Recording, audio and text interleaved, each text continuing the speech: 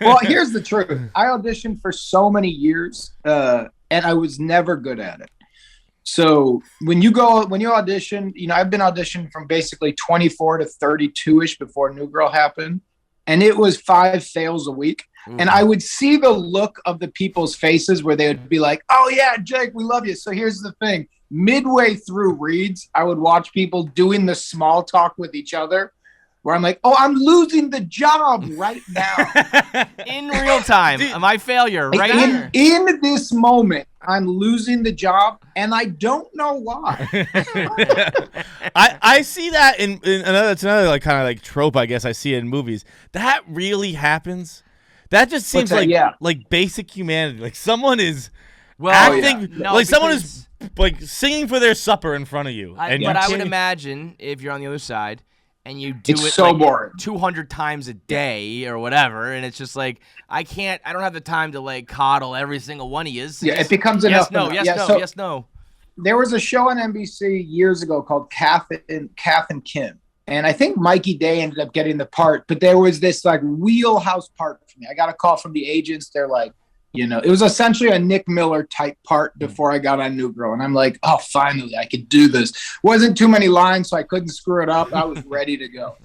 I get there, and every guy in my kind of category is there. And all these people. At that age, I was performing 4 or 5 nights a week on, stages. You knew everyone.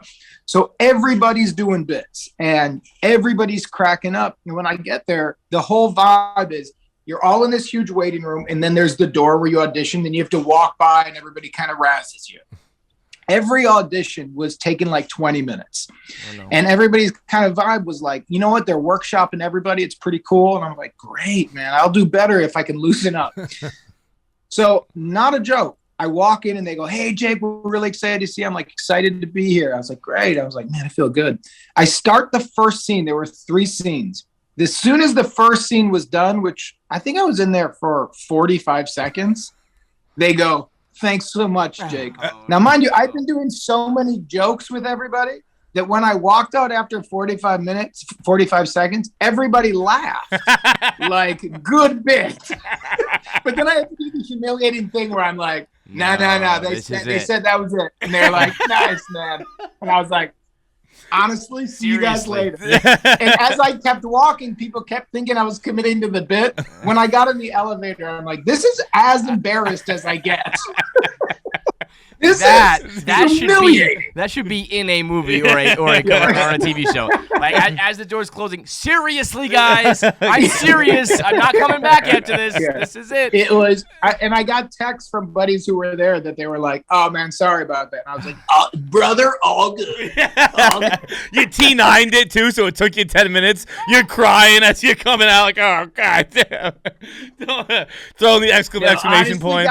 Honestly, guys, I'm LOLing too. It's my final week in control of the YouTube channel for the Blade Bet. I got a 1,000 subscriber lead right now. It's time to step on the throat, step on Feidelberg's cleanly shaven throat, and make sure we expose him for the ugly mutt that he is while I keep my beautiful scruff going here. So make sure you subscribe, make sure you like and comment, tell your friends to subscribe, and let's finish this thing off strong.